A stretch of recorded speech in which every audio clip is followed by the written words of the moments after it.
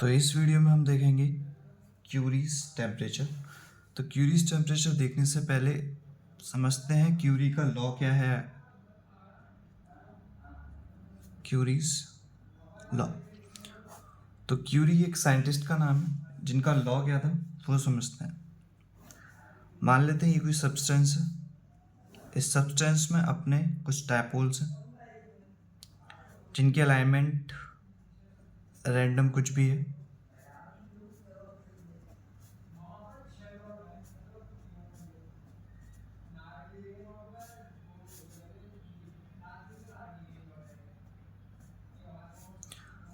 अब ये मान लो किसी टेम्परेचर टी पे है, कुछ देर बाद हम टेम्परेचर कम कर देते हैं और हम कर रहे हैं टी माइनस टेम्परेचर, मतलब टेम्परेचर कम हो गया है। जब टेम्परेचर लोअर किया गया तो क्या देखा गया, जो डायपोल थे उनके अलाइनमेंट और अच्छे से हो गए as compare to previous one.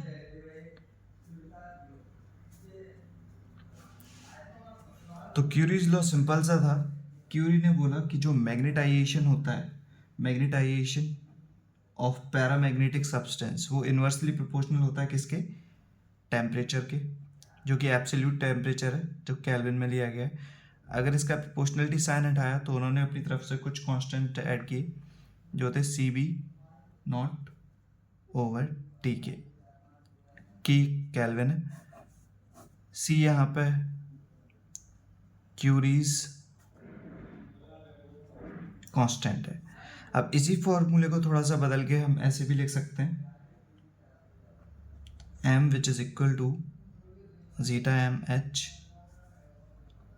b not which is equal to mu not h। अब जब वैल्यू को पुट करेंगे यहाँ पे तो ये बचेगा यहाँ पे zeta m which is equal to c mu not over, ठीक है। ये फॉर्मूला मैंने जो हमको याद रखना है। तो बेसिकली क्यूरीज लॉ सिर्फ इतना बताता है कि जो मैग्नेटाइजेशन होता है, मैग्नेटाइजेशन ऑफ पैरामैग्नेटिक सब्सटेंस, वो इन्वर्सली प्रोपोर्शनल होता है किसके, टेम्परेचर, जो कि एब्सोल्यूट टेम्परेचर रहता है किसी भी सब्सटेंस का। या फिर दूसरी तरीके से ऐसे समझ सकते हैं, ऑन लोअरिंग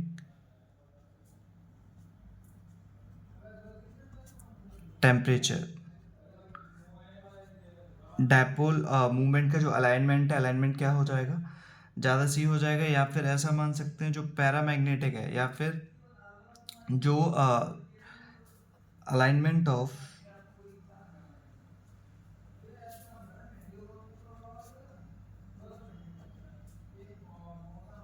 डायपोल इज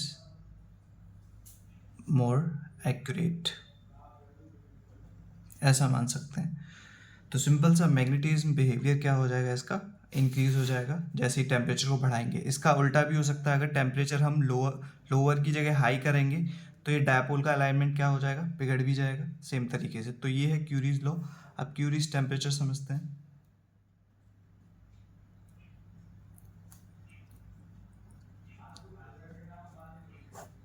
तो क्यूरीज टेम्परेचर सिंपल सा है, ये फेरोमैग्नेटिक के लिए है। इन्होंने बोला कि अगर कोई फेरोमैग्नेटिक सब्सटेंस है जिसका टेम्परेचर, ये कोई फेरोमैग्नेटिक सब्सटेंस है, इसका अलाइनमेंट सबसे अच्छा होता है तीनों सब्सटेंस में। ये किसी टी 0 केल्विन पे है या फिर 0 टेम्परेचर पे है। तो अब थोड़ी देर बाद क्या होता है, टेम्परेचर इंक्रीज किया जाता है। मान लो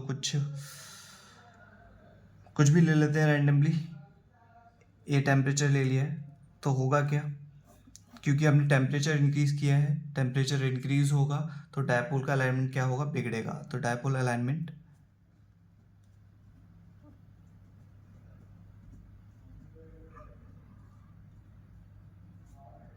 ऐसा हो गया। थोड़ी देर बाद और टेम्परेचर रखते हैं हम, ए से ज़्यादा इंक्रीज करते हैं तो डायपोल मूवमेंट या फिर जो डायपोल का अलाइनमेंट है वो और ज़्यादा बिगड़ जाएगा। तो ये क्यूरीज टेम्परेचर वो टेम्परेचर है, ऐसा टेम्परेचर जब हमारा फेरोमैग्नेटिक सब्सटेंस एक पैरामैग्नेटिक में चेंज हो जाए।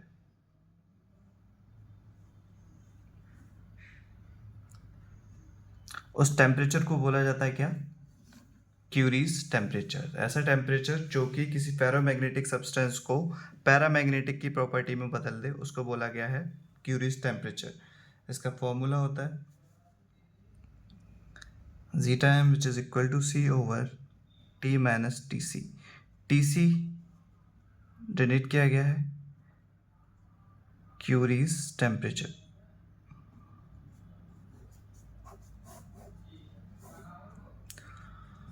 अगर हम कुछ एग्जाम्पल देखना चाहें तो फॉर आयरन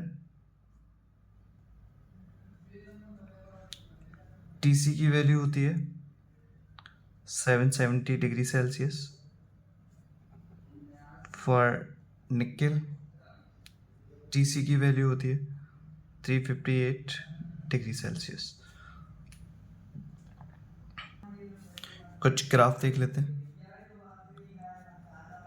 जो कि हैं डायमैग्नेटिक,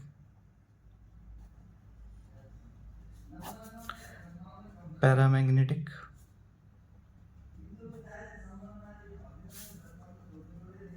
और फेरोमैग्नेटिक। अभी ग्राफ किस किस के बीच में है वो भी समझ लेते हैं। तो ये ग्राफ बनाए जा रहे हैं magnetic susceptibility zeta M versus जो हमारा टेम्परेचर होता है उसके बीच में, टेम्परेचर टी के बीच में। तीनों के लिए ग्राफ इसी के लिए देख रहे हैं। तो डायमैग्नेटिक के केस में यहाँ पे टेम्परेचर, यहाँ पे जी टाइम, ये 0।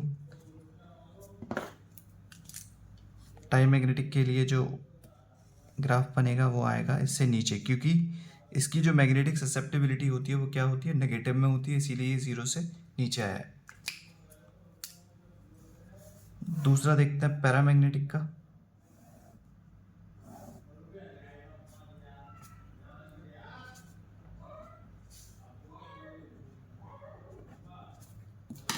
पैरामैग्नेटिक के केस में एक कर्व आएगा। जैसे जैसे टेम्परेचर बढ़ता जाएगा पैरामैग्नेटिक के जो डायपोल है वो क्या होता जाएगा? अलाइनमेंट बिगड़ता जाएगा। अलाइनमेंट बिगड़ने की वजह से उसके अंदर जो मैग्नेटिक प्रॉपर्टी होंगी वो क्या होती जाएंगी? कम होती जाएंगी। इसीलिए यहाँ पे ये कर्वी नेचर आया है जैसे जैसे टेम्परेचर इंक्रीज किया जा रहा है। फेरोमैग्नेटिक का केस स्पेशल है और इम्पोर्टेंट भी है। Temperature T, zeta M 0।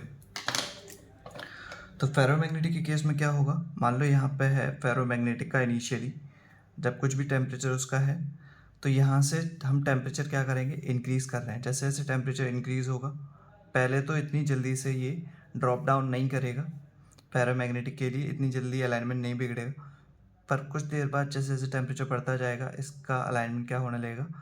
बिगड़ने लगेगा। बिगड़ते बिगड़ते एक पॉइंट ऐसा आ जाएगा जो कि होगा टीसी टेम्परेचर। टीसी का मतलब क्यूरीज टेम्परेचर। इस टेम्परेचर के बाद अब यहाँ से ये जो स्टार्ट होगा क्या करेगा? पैरामैग्नेटिक बन जाएगा टीसी के बाद, और इसकी एक कर्व आ जाएगा जो कि दिखाता है कि ये कैसे नेचर का है यहाँ से यहाँ तक पैरामैग्नेटिक।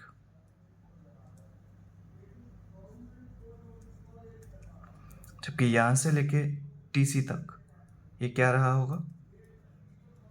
फेरो मैग्नेटिक। तो ये तीनों के ग्राफ हैं जो कि इम्पोर्टेंट है।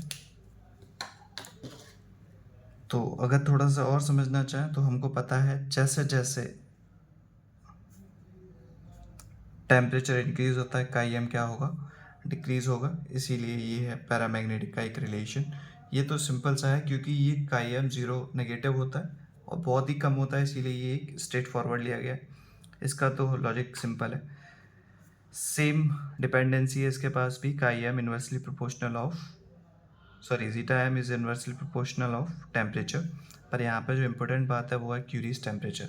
क्यूरीज टेम्परेचर के बाद फेरोमैग्नेटिक सब्सटेंस किस में चेंज हो जाएगा? Paramagnetic substance.